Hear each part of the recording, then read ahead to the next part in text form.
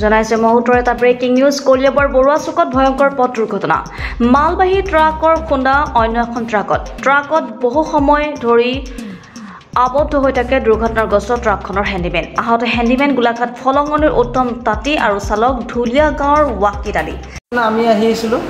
12 চকা আপোনাৰ ৰং সাইডৰ পৰা সোমাই একদম হু সাইডে সোমাই পেলাই তাৰমানে লেফ্ট সাইডে ভাঙি পেলাই লৈ গুচিয়ে গ'ল মই ব্ৰেক মাৰিলোঁ যদিও ৰাখিবই নোৱাৰিলোঁ আপোনাৰ কি গাড়ী আছে মোৰ 11 জন এতিয়া জখম হোৱা ল'ৰাজনৰ নাম কি উত্তম তাঁতী ক'ত ঘৰটো এই ফলঙনি চলাইছিল কোনে মই আপোনাৰ নাম কি ৱাকিদ আলী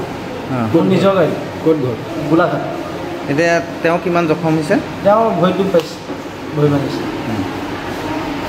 স্থানীয় লোকে গাড়ী ভাঙি উদ্ধাৰ কৰে হেণ্ডিমেনজনক আহত চালক হেণ্ডিমেনক ততাতৈয়াকৈ জখলাবনা অসামৰিক চিকিৎসালয়লৈ নিয়া হয় যদিও হেণ্ডিমেন উত্তম তাঁতীক তেজপুৰলৈ প্ৰেৰণ কৰে কলিয়াবৰ পৰা আদিত্য সিঙৰ ৰিপৰ্টাৰ লাইভ অসম আৰু সদায় মানে এইটো স্পীড ব্ৰেকাৰ কাৰণে এক্সিডেণ্ট হৈ আছে ৰেগুলাৰ হৈ আছে আমি কৈ আছোঁ গতিকে স্পীড ব্ৰেকাৰটো ধৰণৰ কোনো ধৰণৰ ৰুল ৰেগুলেশ্যন নোহোৱাকৈ ইয়াত স্পীড ব্ৰেকাৰ দিছে কোনে দিছে কেনেকৈ দিছে আমি নাজানো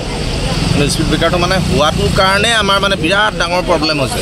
কাৰণ গাড়ী ৰেগুলাৰ ৰাতি এক্সিডেণ্ট আৰু এইটো এক্সিডেণ্টেল ইয়াত যদি স্পীড ব্ৰেকাৰ দিয়ে ইয়াততো এটলিষ্ট ইণ্টাৰেকশ্যন লাগে ইয়াত লাইট লাগে ন সেইখিনি কৰা নাই মানে তো বেটাৰ আছে ইয়াৰ পৰা স্পীড ব্ৰেকাৰটো আঁতৰাই দিয়ক যাৰ কাৰণ যেতিয়া মানে মানুহৰ অসুবিধা নহ'ব সেইকাৰণে মই কৈছোঁ যে স্পীড ব্ৰেকাৰ আঁতৰাব লাগে ইয়াতে বহুত এক্সিডেণ্ট হৈ আছে স্পীড ব্ৰেকাৰটোৰ কাৰণে কোনো গাড়ীয়ে গম নাপায় যে ইয়াত স্পীড ব্ৰেকাৰ আছে